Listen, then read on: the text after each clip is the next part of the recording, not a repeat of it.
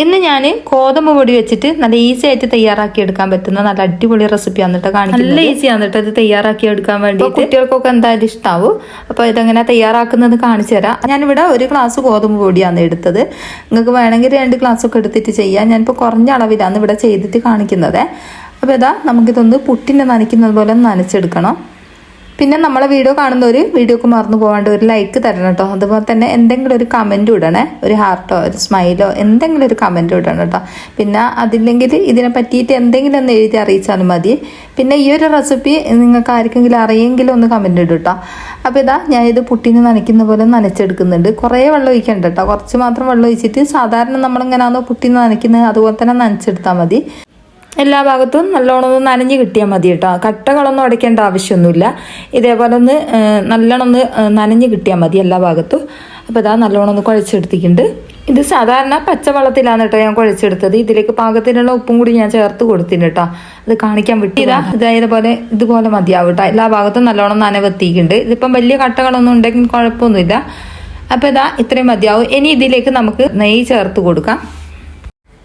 1 teaspoon അളവിൽ നെയ്യ് ചേർത്ത് കൊടുത്താൽ മതി കേട്ടോ. കുറച്ച് മാത്രമാണ് ഞാൻ ചേർത്ത് കൊടുത്തത്. എന്നിട്ട് അതും കൂടി ഒന്ന് മിക്സ് ആക്കിയിട്ട് എല്ലാ ഭാഗത്തും എത്തുന്നത് വരെ ഒന്ന് കുഴച്ച് കൊടുക്കുക.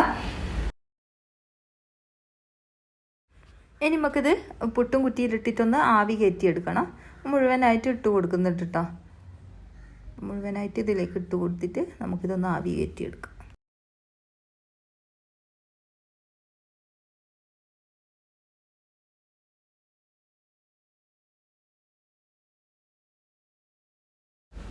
പുട്ടുവിട നല്ലോണം വെന്ത് കിട്ടിയിട്ടുണ്ട്. ഇനി ഇത് നമുക്ക് ഒരു പാത്രത്തിലേക്ക് കുത്തി കൊടുക്കാം. നമുക്കിത് ചൂടാറാൻ വേണ്ടിയിട്ട് വെക്കാം. ഇത് പെട്ടെന്ന് തന്നെ ചൂടാറാൻ വേണ്ടിയിട്ട് നമുക്കിതൊന്ന് പൊടിച്ച് കൊടുക്കട്ടോ. കൈ വെച്ചിട്ട് ഇതേപോലെ ഒന്ന് അടിച്ചു കൊടുത്താൽ മതി.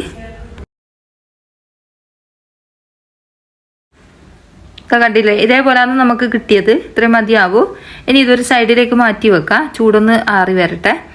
ഇനി ഒരു പാത്രം അടുപ്പിലേക്ക് വെച്ച് കൊടുക്കുക. അതിലേക്ക് കുറച്ച് നല്ല നെയ്യ് ചേർത്ത് കൊടുക്കാം. 1 ടീസ്പൂൺ അളവിൽ നല്ല നെയ്യ് ചേർത്ത് കൊടുത്തിട്ടുണ്ട്. ഇനി ഇതിലേക്ക് നമുക്ക് അണ്ടിപ്പരിപ്പ് ചേർത്ത് കൊടുക്കാം. ഉണ്ടെങ്കിൽ ചേർത്ത് കൊടുത്താൽ മതി കേട്ടോ. അത് വേണമെന്നില്ല, എന്നാലും കയ്യിലുണ്ടെങ്കിൽ നല്ല ഇടയിൽ കടിക്കുന്ന സമയത്ത് നല്ല ടേസ്റ്റ് ആയിരിക്കും. അപ്പോൾ ഇതാ അതും കൂടി ഇട്ട് കൊടുത്ത് കുറച്ചൊന്ന് കളറൊന്ന് മാറി വരുന്ന സമയത്ത് നമുക്കിതിലേക്ക് തേങ്ങ ചേർത്ത് കൊടുക്കാം. തേങ്ങൻ്റെ ഒരു പച്ചച്ചോയയിൽ അതൊന്ന് വിട്ട് കിട്ടുന്നത് വരെ ഒന്ന് വറുത്ത് കൊടുക്കാം. കുറേ നേരം വറുക്കേണ്ട ആവശ്യമില്ല കേട്ടോ. കുറച്ച് നേരം ഒന്ന് ഇളക്കി കൊടുത്താൽ മതി. ഇതിൻ്റെ പച്ചച്ചോയ വിടുന്നത് വരെ ഒന്ന് വറുത്ത് കൊടുത്തിട്ടുണ്ട്. ഇനി ഇതാ ഇതിലേക്ക് ഞാൻ ഉരുക്കി വെച്ച ശർക്കര പാനി ഒഴിച്ചു കൊടുക്കുന്നുണ്ട്. ശർക്കര പാനി ഞാൻ നേരത്തെ ഉരുക്കി വെച്ചതായിരുന്നു കേട്ടോ. ഒരു 3 അച്ച് ശർക്കര എടുത്തിട്ട് ഉരുക്കി വെച്ചതായിരുന്നു. അപ്പോൾ അത് അതിലേക്ക് ഒഴിച്ച് കൊടുത്തിട്ടുണ്ട്. ഇനി ഇത് നല്ലോണം ഒന്ന് തിളച്ചൊന്ന് വറ്റി വരണം. കണ്ടില്ലേ, അത്യാവശ്യം കുറുകി വന്നിട്ടുണ്ട്.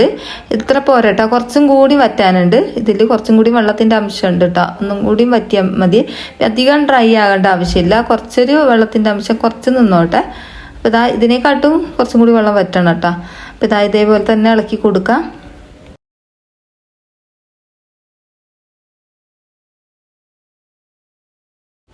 പിന്നെ ഇത് ഗരം മസാല ആണ്. ഇത് നമ്മളിതാ വീട്ടിൽ തന്നെ തയ്യാറാക്കിയിട്ട് പുറത്ത് കൊടുക്കുന്നതാണ് കേട്ടോ. അപ്പോൾ ആർക്കും വേണമെങ്കിൽ ഈ ഒരു നമ്പറിൽ വിളിച്ചാൽ മതി, നമ്മൾ ഇത് അയച്ചു തരും. എല്ലാ ടൈപ്പ് മസാല കറികൾക്കും അതുപോലെ തന്നെ ബിരിയാണിക്കും ഒക്കെ പറ്റുന്ന ഒരു ടൈപ്പ് ഗരം മസാല ആണ്. അതുപോലെ തന്നെ നിങ്ങൾ വെജിറ്റബിൾ കറി, മുട്ട മസാല അതൊക്കെ ചെയ്യുന്ന സമയത്ത് ഒരു നുള്ളി ചേർത്ത് കൊടുത്താൽ മതി കേട്ടോ. നല്ല ടേസ്റ്റാണ്.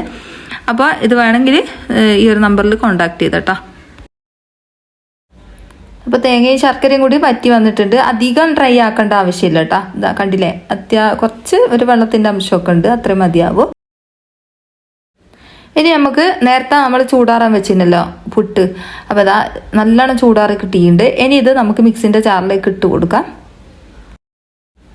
അത് മുഴുവനായിട്ട് ഇട്ട് കൊടുത്തിട്ട് നമുക്കിതൊന്ന് അടിച്ചെടുക്കാം. അധികം അരയേണ്ട ആവശ്യമില്ല, ഒന്ന് ക്രഷ് ചെയ്താൽ മതി കേട്ടോ. നമ്മൾ പുട്ടിനൊക്കെ പൊടിക്കുന്നില്ലേ അതുപോലെ തന്നെ പൊടിച്ചെടുത്താൽ മതി.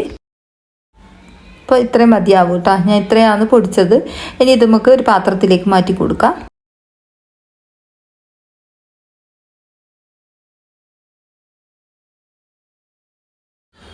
ഇനി ഞാനിത് തേങ്ങൻ്റെ മിക്സിലേക്ക് ചേർത്ത് കൊടുക്കുന്നുണ്ട്. മുഴുവനായിട്ട് ഇതിലേക്ക് ഇട്ട് കൊടുക്കുന്നുണ്ട്. ഇതൊന്ന് നല്ലോണം ഒന്ന് മിക്സ് ആക്കി കൊടുക്കുക. ആ ഒരു തേങ്ങൻ്റെ മിക്സ് എല്ലാ ഭാഗത്തും എത്തുന്നത് വരെ ഒന്ന് മിക്സ് ആക്കി കൊടുക്കുക. പിന്നെ വെള്ളത്തിൻ്റെ അംശം തീരെ ഉണ്ടാവാൻ പാടില്ല കേട്ടോ. വെള്ളത്തിൻ്റെ അംശം ഉണ്ടെങ്കിൽ ഇതിപ്പം കുഴഞ്ഞ പോലെ ആയി പോകും. അപ്പം വെള്ളത്തിൻ്റെ അംശം ഇല്ലാണ്ട് ശ്രദ്ധിക്കുക. അപ്പോൾ ഇത് നല്ലോണം ഒന്ന് വറുത്തെടുത്തിട്ടുണ്ട്. ഇനി ഇത് നമുക്ക് തണുത്തിട്ട് കഴിക്കാം കേട്ടോ. ഇതിന് വേറെ ഒന്നും ചെയ്യേണ്ട ആവശ്യമില്ല. പിന്നെ നിങ്ങൾക്ക് വേണമെങ്കിൽ ചെറിയ പഴം ഉണ്ടെങ്കിൽ ചെറിയ പഴം കൂട്ടി കഴിക്കാൻ വേണ്ടിയിട്ട് നല്ല ടേസ്റ്റാണ് കേട്ടോ. ഒരു പ്രാവശ്യം കൂടി ഇതേപോലെ ചെയ്ത് നോക്ക്. എന്നിട്ട് നിങ്ങൾ അഭിപ്രായം എഴുതി അറിയിക്കാൻ മറന്നു പോകരുതേ.